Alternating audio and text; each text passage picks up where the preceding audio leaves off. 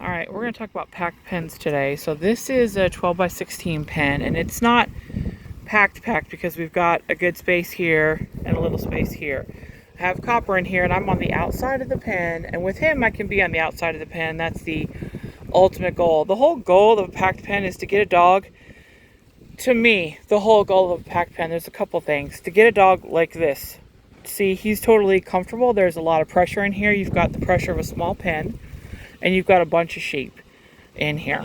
Okay, and so I want him just chilling like this, and it helps with the off button. Totally helps with an off button. It helps with getting them just relaxing. So when I have a young dog in here, I let him sniff the butts and I let him get comfortable with things. And you can work on your flanks, getting in pressure. You see, he's just not bothering anybody. No one's moving off his pressure. They're moving a little bit because he's a little bit, but there he goes. He's going to lay in the shade now. See, this is a packed pen right here. This is what I want eventually to get to, so that a dog is comfortable in this pressure. There is a lot of pressure in here. And when I want him to go around, I want the dog to be comfortable going in the pressure around the edges. So, Copper, go by. Go by. So we'll watch him go around. Go by. Good boy, get in there. Shh, let's go. Get back. So if he's just sort of messing around. Go by. Good boy. So he's bringing him to me. Right there. He's really not put a lot of pressure on him. Copper. Go by. Come on, come here. Go by. Come in here. Come here. Come here. Come here. Come on. Let's go right here. Copper, come in. Good boy. Come here. Come here. Shh. Come on. Shh. Push him. Push him. Oh, that ewe has been kind of cranky today. Shh. Push him. Come here. Come here. Let's go. Push him. Let's go. Here. Come here. Come here. Come here. Come here. Come on. Shh. Get him. That a boy right there. There you go. Come on, right here. Come here. Come here. Good. Shh. Get him. There. No. Come here. So you're going to see more. They're going to take up less space because he's been putting pressure on him right here. Good. And he's not a biter. He's waiting for them to go. Go by. No. Go by. Shh. Get in there. Shh. Get in. No. Go by. Good boy. Shh. Get in there. Go by. Good dog. Go. That a boy. So part of it is just him loosening up and realizing he can put pressure on. Stand. Hey, that'll do.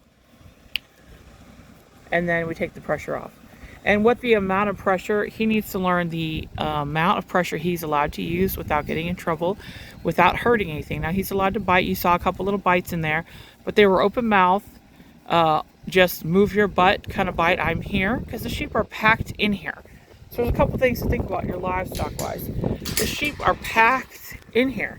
So they're smushing on each other. When the dog is behind them, they can obviously feel the dog, but at some point they're a little bit numb to what the dog's doing. So people get really frustrated thinking, oh, these sheep aren't moving off the dog. Well, okay, or the dog is weak or whatever. Not necessarily. This dog is not a weak dog. These guys respect Copper greatly. But there's a lot of pressure in here, and if you have to understand what's going on with the livestock. So his bite is for him to say, hey, I'm behind you, you need to feel me. Because if they're not feeling him and they're not moving away from him, then there needs to be a little bit of a bite. Now, the bite on this sheep is going to translate all the way down the line because of the pressure that it puts in the energy it puts out. It's going to transfer all the way down the line. However, it's not a free-for-all to bite whatever sheep are on the outside. So when you get a real bitey dog, and a dog, most of the time dogs are real bitey because they can't handle pressure. Okay, and so that's why they're real bitey. Now, this is really good for those dogs to teach them that moderation of pressure. Just because this sheep happen to be on the outside does not mean it's a free-for-all and they're not going to you can't just tear them up to try and get the whole group to move. Because that's neither stockmanship nor dogmanship. The thing is, if you put pressure on these here, they translate that energy through the group and the group will eventually move. Now, if the group doesn't move, then the dog can add a little pressure on whoever he needs to. And the younger dogs really don't understand where to add pressure, so they'll put it in the wrong place or they'll be overly pressured, and that's our job, is to teach them that that is not what it looks like in here. So, you know, we just moved cattle. We just moved this whole group of sheep all over the place. I sorted them several times. This is not a weak dog, but he is trying to do what I want him to do, which is be soft with the sheep, but put the amount of pressure that is necessary on the sheep.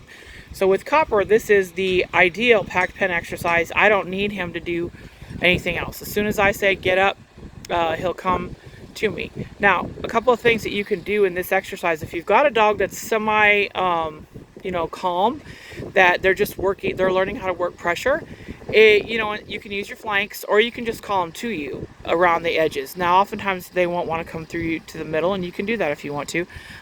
Copper, that almost makes his head explode, hence why we're still working on shedding. But you could have them come through the middle. That's not the easiest way to do it. The easiest way to do it is to have them come where this has the largest space right here to come in.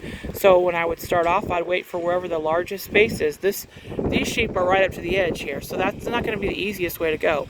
So the easiest way to do it would be to call them in this way right here to get them to you. That's how I would start it. And then when you have to test a dog, I would send him this way. Now you're like, oh, I have a really strong dog that'll just bite everything. I'm going to send him the hard way right away. I wouldn't do that either. You don't need to prove anything in here. This is not to prove how tough your dog is. This is to get your dog's mind right. This is a mental activity. This is not a power activity. Okay, so if you've got a really weak dog, a dog that's not strong, this is not something you would do right away. This is something you do with a smaller, like half this group. If you had a dog that was nervous and insecure biting, then maybe half this group. You have to be able to read your dog. Is the dog doing it out of sheer power and it needs some self-control, or is it doing it out of fear and insecurity? So you could, if you have a dog that's ineffective in here and you can't get it to work, then cut your group down. Work a smaller group and add 1 or 2 or 3 sheep at a time until that dog is secure in what they're doing. So back to what I'm saying over here, no matter what dog I had, if there was a young dog in here, I would send them into the open gap. Use the away flank, or if they don't know their flank, you can just walk over here and call them to you. Copper, come here. Come here. Come here, that'll do. Good boy. And see, he's open. He's got a very clear shot. Come on, right here. And then he's walking in here. Good boy. Away. Come on. Away. Good. Right there. Good. Now, this is another really good exercise if you're working pens, and any kind of pens. You need to be able to get the dog from over there to over here without causing the sheep to jump over the fence or slam through the gate. Now, I've got this gate chained, but if I don't have the gate, they can come through it anyway, because this is really not, you know, that massive sheep could take this gate down easily, pop that chain off. So what I want to be able to do is call him from over there, which I just did, to over here, because then he pushes him off the gate, and guess what? We can go in and out this gate without a problem. Come in here. Come on. And then we can get out without the sheep getting clobbering us. So it's super useful for those kind of tools for working pens. Letting the dog turn his power off. You saw when he came back through here, he was totally chill. The sheep really didn't move off of him because his buttons, he was off. He was off. If I send him in here to go get these sheep, he'll be on and he'll come get them. Here. Get back. And he's going to take that attaboy. It's a little bit rough right there, but he's biting a little bit to get him moving. He's using his on button right there. See, he knows this exercise. We've not done it. We've done it a couple times. Good boy. Good boy. All right, get back. Get back. Away. So I'll have him bring him back and set it up for the next dog. Good boy. That will work this on a younger dog. I wouldn't put many more in here because you're like, oh, this isn't 100% packed. There's space in here. There needs to be some space in here. This is a lot. That'll do. Good boy. That'll do. Come here. Copper, come. Come here. Good. And those of you that are here have been to my place before.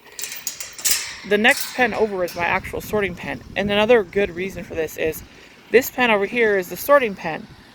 The dogs and the sheep go in here, and the sheep go down the sorting pen at the end there, and the dog stays here, right here, and they push the sheep through. I need a dog that I have control on here. So if I have a dog that can't do this exercise, and surprisingly, most dogs get this super fast. Everybody panics about this part, where you leave your dog in the pen with the sheep and the gate closed, and you go down all the way down there and out to get to the sorting gate over there. So you have to leave your dog, and the dog has to stay in here and be calm, lay down or be still or whatever.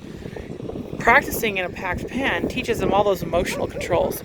This is an emotional exercise. This is for them to control their on and off button, and this is for them to just handle the pressure and wear the pressure that's in this pen. Some breeds, like Border Collies, struggle with this. I've had Border Collies in for training, and they struggle in these small pens, but it's so good for their brains to be able to do this. It's so good for their minds to do this. And we're going to get another dog and show you some more things.